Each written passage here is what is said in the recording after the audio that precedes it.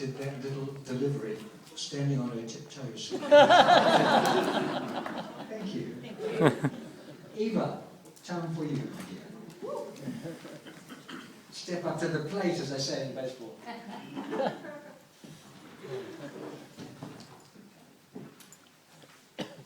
Thank you, Pollyanne. Whoa!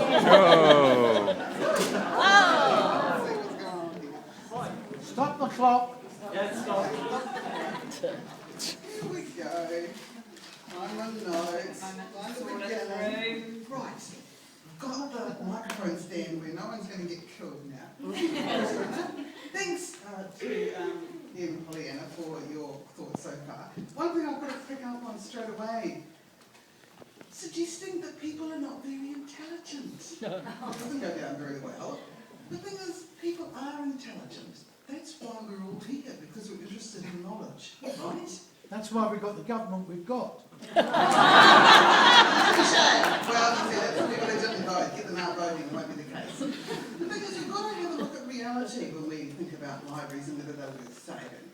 Yes, the idea, the knowledge that's within the library is worth saving. We're not saying get rid of libraries as such. We're saying that the physical library is basically a thing of the past. Now, Ian mentioned the clay tablets of old. I'm glad he mentioned them because they don't have relevance anymore. What does have relevance today is the modern day tablet. That's what most people use, particularly anybody under the age of 40 probably, or maybe 50 or maybe even 60. The team for the negative is saying that libraries are not worth saving because the horse is already bolted. It is gone. It is out the door. So far, there's no chance of catching it. So let's embrace the future and move on. Now, as Lloyd mentioned, this really hurts me because I was a bookworm. I did spend most of my childhood in the library, poor me, and trying so hard to find something I hadn't read in the Howrah Public Library Children's Department. Today, I wouldn't have that problem because the unlimited supply on the cyber library would keep any young mind totally fascinated. Let's have a look at the facts. Now, I know that Ian had a great speech about facts, but unfortunately, he ignored some really important facts. Wellington libraries are struggling. They're cutting staff. Yes, and I know that the Wellington Library Coalition is very concerned about the cuts to staff, but they're cutting staff because the only area increasing is online usage. So, time to face the facts. Physical use of the library has got a decrease over the last 5 years. The only thing that's increased is the online usage. The cyber library that my colleague Pinky talked about has already arrived. I got some figures from the Wellington Library yesterday. The number of physical visitors actually went down 17% over the last 6 years. The number of issues also went down 17%. What went up? Online. Doesn't mean people aren't reading or accessing material, they're doing that in different ways.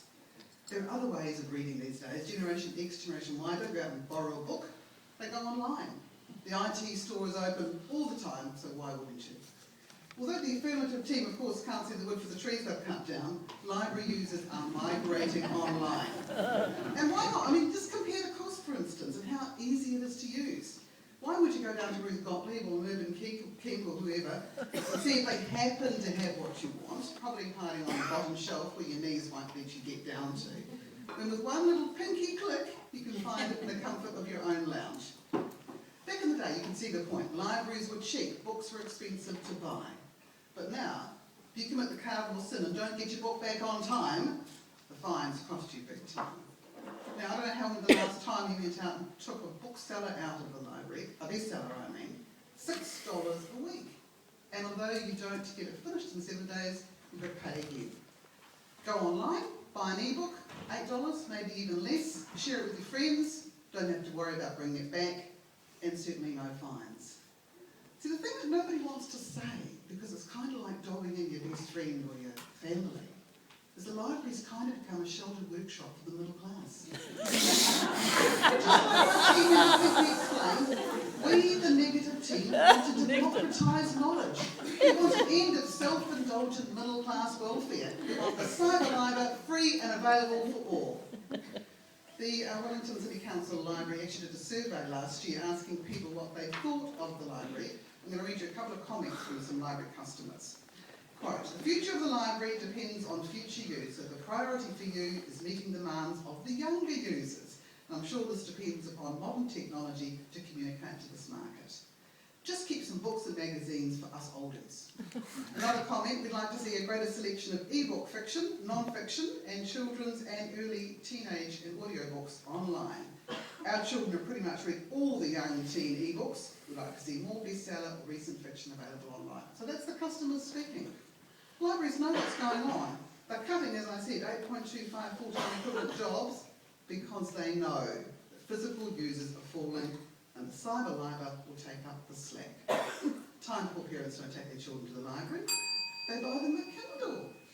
But let's make sure people have what they need to access the information, and it's not just a library card. We need a solution that delivers knowledge and reaches across the generations, not just something for the ageing baby boomers.